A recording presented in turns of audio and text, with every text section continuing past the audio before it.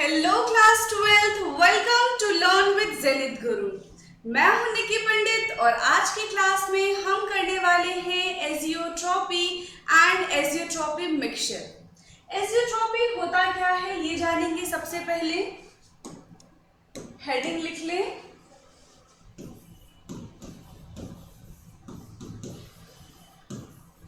एजियोट्रॉपी and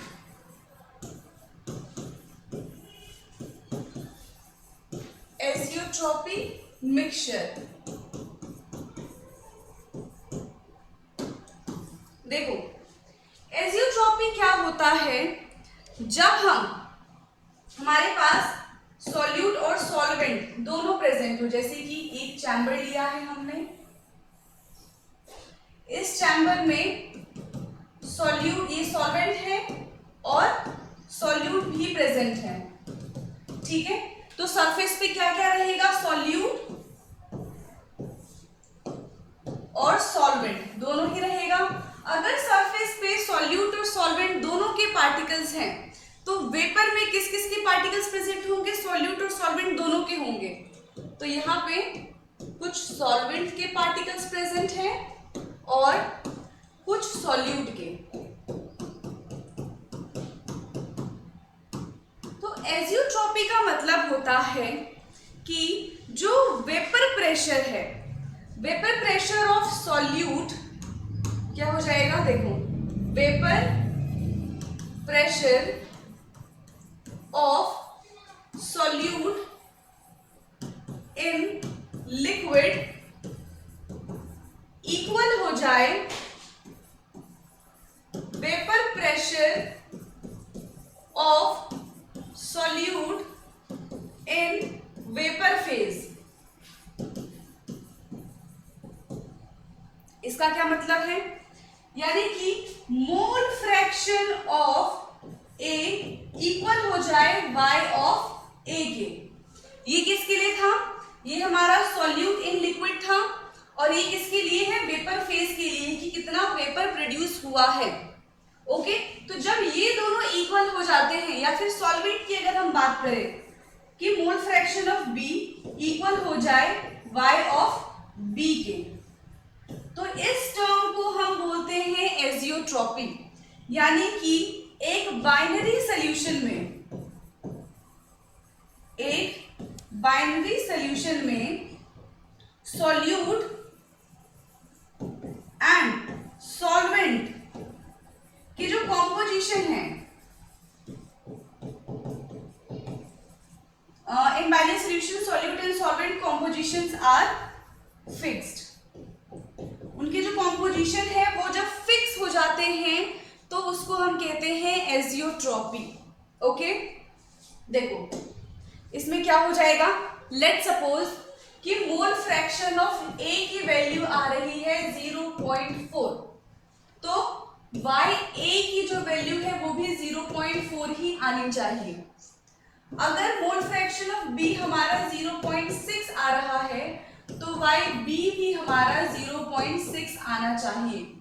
जब solute in liquid और solute in vapour phase, या फिर सॉल्वेंट इन लिक्विड और सॉल्वेंट इन वेपर फेज दोनों एक जैसा बिहेव करने लग जाए, दोनों के जो मॉलिक्यूल्स है वो एक जैसे बिहेव करने लग जाए, उस प्रोसेस को हम कहते हैं एजियोट्रॉपी। ठीक है, क्लियर है इतना। क्या लिखेंगे, when particles of solute and solvent behave like a single molecule, behave like a single molecule। ठीक है, when particles of solute and solvent behave like a single molecule at specific conditions and they have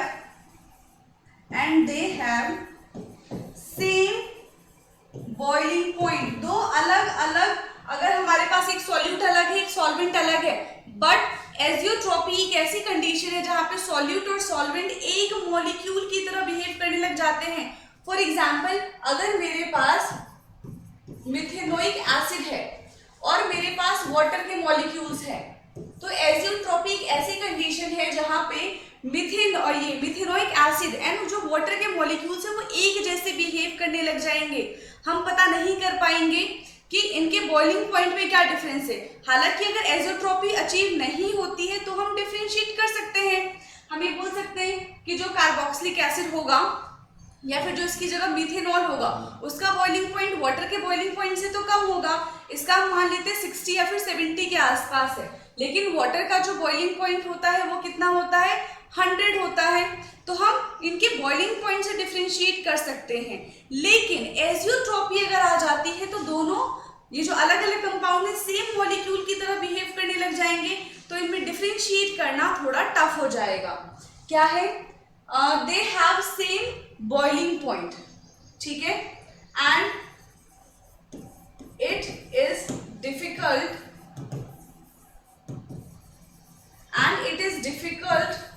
to separate them by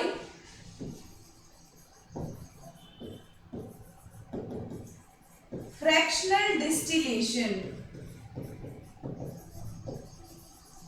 इनको हम fractional distillation से separate नहीं कर सकते हैं, ठीक है। नोट डाउन करो, लिख लिया इतना। इसमें हम और क्या ऐड कर सकते हैं, जैसे कि ये है,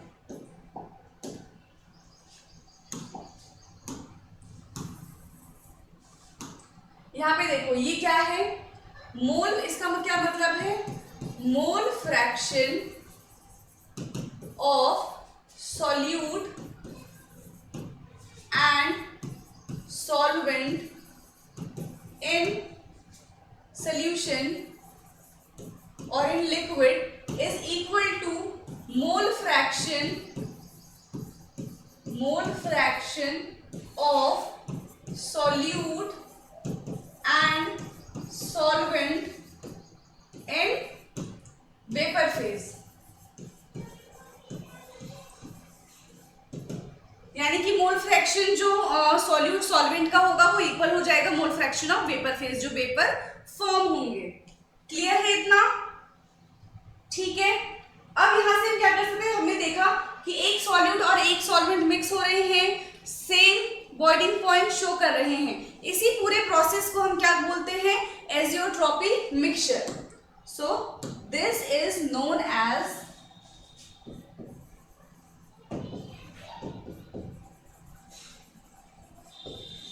एजियोट्रॉपी मिक्सचर। अब यहां पे हम दो टाइप की एजियोट्रॉपी की बात करेंगे। There are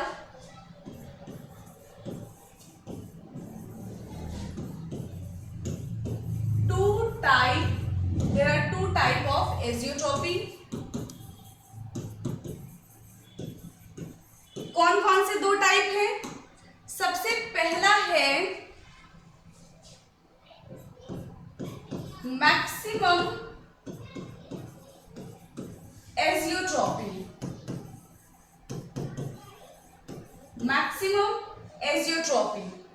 and second one is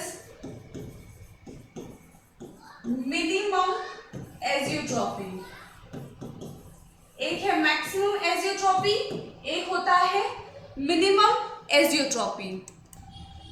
इसमें मैक्सिमम एजियोट्रॉपी में क्या होता है, जो बॉइलिंग पॉइंट होता है सॉल्यूट एंड सॉल्वेंट का, वो ग्रेटर होता है ऑब्जर्वेशंस वैल्यू से, मतलब जितना हमने सोचा था उससे ज्यादा होता है मैक्सिमम एजियोट्रॉपी में बॉइलिंग पॉइंट। वहीं अगर हम मिनिमम एजियोट्रॉपी की बात करें तो जितना बॉइलिंग पॉइंट होना चाहिए उससे कम बॉइलिंग पॉइंट होता है। वन बाय वन डिस्कस करते हैं। सबसे पहले मैक्सिमम एजियोट्रॉपी।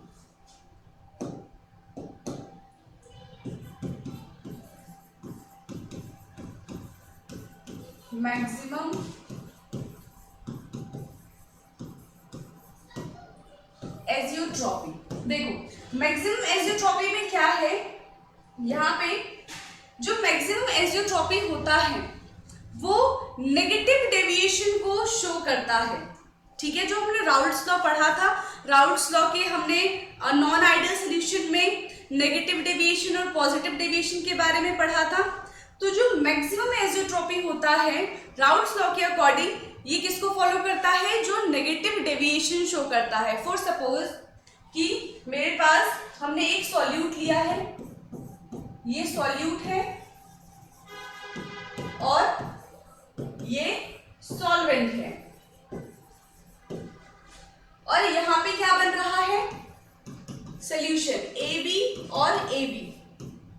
तो नेगेटिव डेविएशन शो करने का क्या मतलब है, जो इन दोनों के बीच का फोर्स है और अब जो सॉल्यूशन बना है उनका फोर्स जो होगा वो ग्रेटर होगा।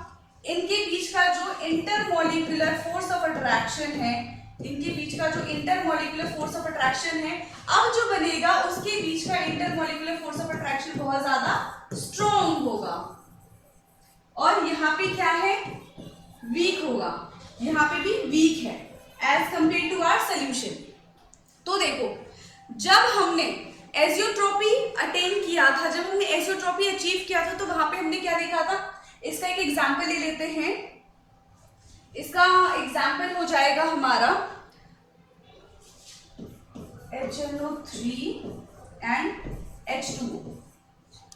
ठीक है, HNO3 एंड H2O हम मान के चलते हैं कि वाटर का अलग बॉइलिंग पॉइंट होगा, HNO3 का अलग बॉइलिंग पॉइंट होगा। इनका जो भी बॉइलिंग पॉइंट होगा, अब जो सोल्यूशन बनेगा उसका जो बॉइलिंग पॉइंट होगा वो इन दोनों से ज्यादा होगा, क्योंकि अब जो स्ट्रॉन्ग है, इनके बीच का जो बॉन्ड है वो क्या है, स्ट्रॉन्ग है। तो यहाँ पे higher boiling point as compared to original. इनका जो बॉइलिंग पॉइंट होगा वो कैसा होगा, हायर होगा ओरिजिनल के कंपैरिजन में। और ये किसको शो फॉलो कर रहे हैं,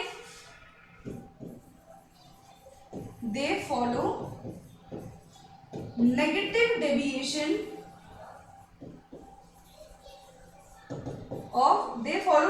डेविएशन ऑफ राउल्ट्स लॉ।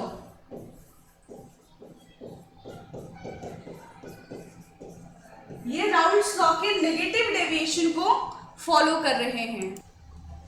ठीक है, यहां से अगर हमें थ्योरी लिखनी होगी तो हम कैसे लिखेंगे, the boiling point of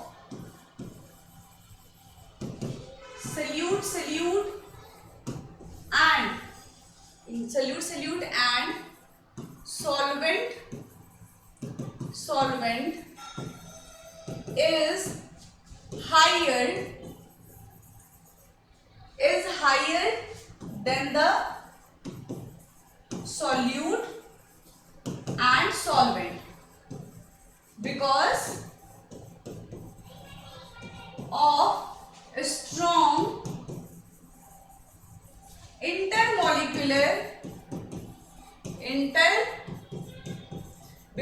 a strong intermolecular force of attraction, क्योंकि उनके बीच में स्ट्रॉन्ग फोर्स ऑफ अट्रैक्शन था। ठीक है, जितना शो होना चाहिए था उससे कैसे हो रहा है, उससे ज्यादा हमें बॉइलिंग पॉइंट शो हो रहा है। अगर किसी भी पार्टिकल्स के बीच में बहुत स्ट्रॉन्ग बॉन्ड है तो उस बॉन्ड को तोड़ने के लिए ऑफ कोर्स हमें ज्यादा एनर्जी देना पड़ेगा, तो वही यहाँ पे हो रहा है। सॉल्यूट और सॉल्यूट के बीच में जो बॉन्ड था वो थोड़ा वीक था, सॉल्वेंट के बीच का जो बॉन्ड था वो भी वीक था। ठीक है, as compared to solute and solvent के बीच का जो बॉन्ड है, तो उनको ज्यादा एनर्जी देनी पड़ रही है। ज्यादा एनर्जी देंगे तब जाके वो सेपरेट होंगे, तो उनका जो बॉइलिंग पॉइंट होगा वो ज्यादा हो जाएगा। ठीक है, अब इसका ग्राफ देखते हैं।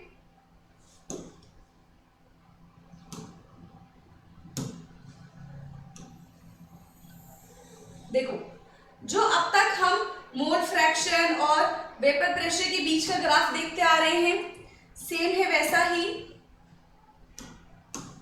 यहां पे मोल फ्रैक्शन है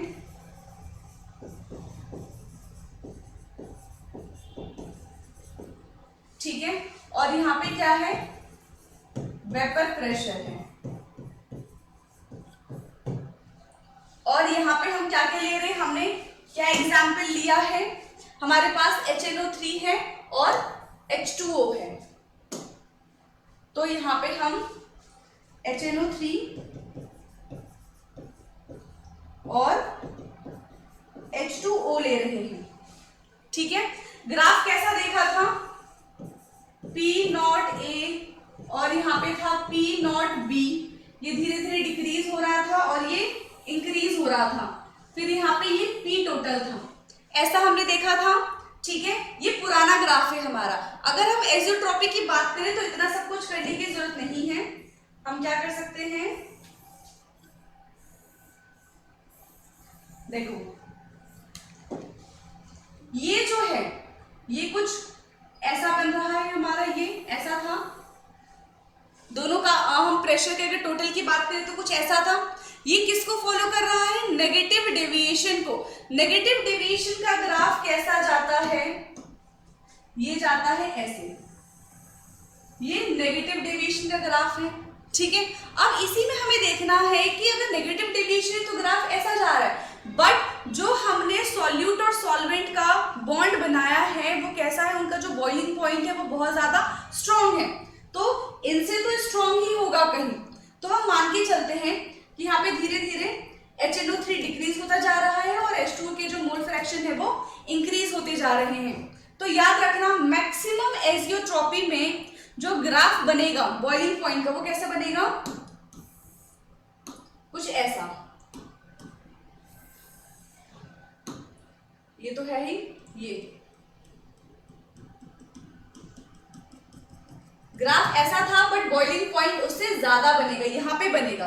देखो एक पॉइंट यहाँ पे है, एक पॉइंट यहाँ पे है, हम मान लेते हैं ये HNO3 का बॉइलिंग पॉइंट रहा होगा, ये वाटर का बॉइलिंग पॉइंट रहा होगा, लेकिन इन दोनों से ज्यादा किसका आएगा, जो हमने सॉल्यूट और सॉल्वेंट के बीच का बॉन्ड बनाया है। तो मैक्सिमम एजियोट्रॉपी का ग्राफ इस तरीके से बनेगा। नोट डाउन कर लो इस ग्राफ को। ठीक है, क्लियर है।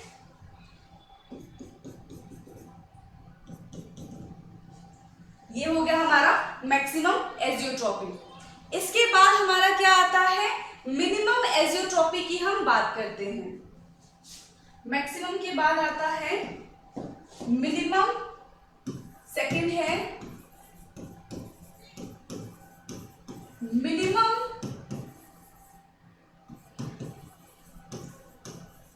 मिनिमम एजियोट्रॉपी। जैसे मैक्सिमम एजियोट्रॉपी जो था वो negative deviations from Raoult's law को फॉलो कर रहा था, वैसे ही जो मिनिमम एजियोट्रॉपी है वो positive deviations from Raoult's law को फॉलो करेगा। तो इट फॉलो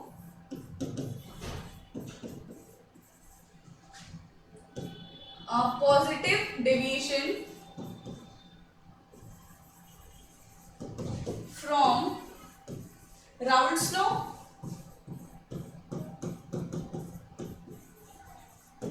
और पॉजिटिव डेविएशन ये शो करेगा। इसमें क्या होता है, पॉजिटिव डेविएशन वाले में जो ए सॉल्यूट के बीच का जो बॉन्ड होता है और जो सॉल्वेंट और सॉल्वेंट के बीच का बॉन्ड होता है वो ज्यादा स्ट्रॉन्ग होता है सॉल्यूट और सॉल्वेंट के बीच के बॉन्ड का।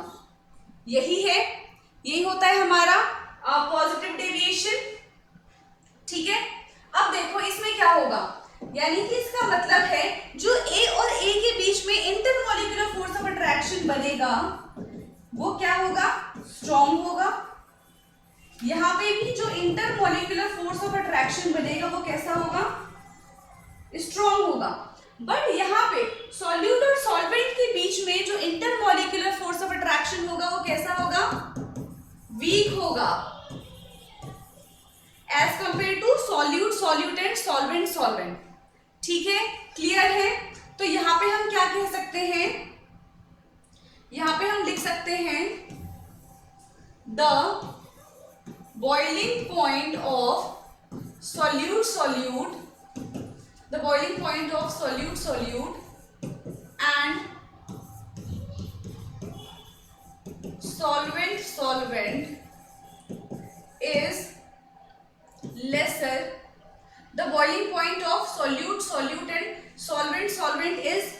more, I think, yes, is more than the boiling point of solute and solvent. क्यों? क्योंकि इसका बॉन्ड तो भी वीक है, तो इनका बॉइलिंग पॉइंट भी कम होगा, लेकिन इन दोनों के बीच का जो बॉन्ड है वो बहुत ज्यादा स्ट्रॉन्ग है, तो क्या होगा, इनका बॉइलिंग पॉइंट ज्यादा होगा। पीछे भी ऐसा ही कुछ लिखा था, यहाँ पे क्या था,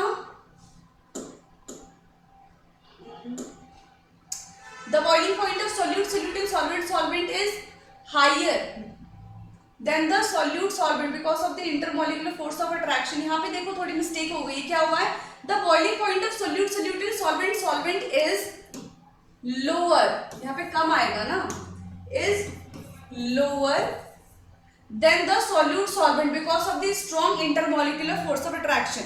यहाँ पे करेक्शन कर लेना, तो यहाँ पे क्या है, the boiling point of solute and solvent, जो इनका बॉइलिंग पॉइंट होगा, जो इसका बॉइलिंग पॉइंट होगा वो ज्यादा होगा एज कंपेयर टू इसके बॉइलिंग पॉइंट के। क्यों? क्योंकि इनके बीच का जो बॉन्ड है वो इतना स्ट्रांग नहीं है, और अगर बॉन्ड स्ट्रांग नहीं है तो हम थोड़ी सी एनर्जी देंगे और ये ब्रेक डाउन हो जाएंगे, ठीक है, ये इवापोरेट हो जाएंगे, इसीलिए इनका जो बॉइलिंग पॉइंट है वो कम है, इनके कंपैरिजन में तो कम ही है। ओके, इसका ग्राफ देखते हैं अब हम। इसमें एग्जाम्पल क्या ले रहे हैं हम, C2H5OH एंड H2O है। C2H5OH 95% है और H2O कितना है, 5%।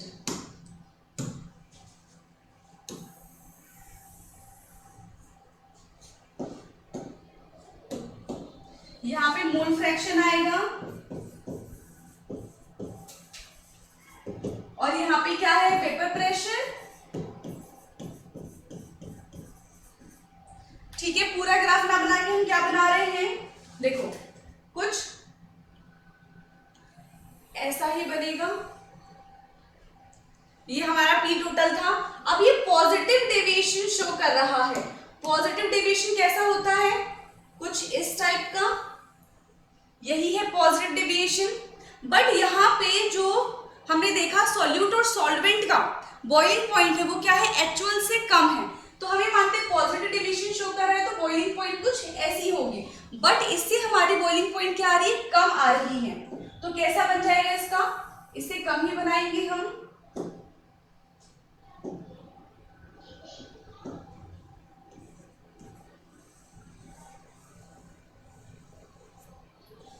ये बनेगा कुछ ऐसा, ये यहाँ पे आया डिक्रीज, ये इसका बॉइलिंग पॉइंट हो गया, और फिर ये हमारा पॉजिटिव डेविएशन शो कर रहा है। यहाँ पे क्या आ जाएगा, ये हमारा बॉइलिंग पॉइंट जितना होना चाहिए था उससे कम है, ठीक है, क्योंकि जो बॉन्ड है वो वीक है। किस किस के बीच में है ये, मोल fraction of C2H5OH and mole fraction of H2O। यहाँ पे 100% था, यहाँ पे 0%, धीरे धीरे कम होता चला जाएगा, तो यहाँ पे आ जाएगा 0% और यहाँ पे ये हो जाएगा 100%, ठीक है।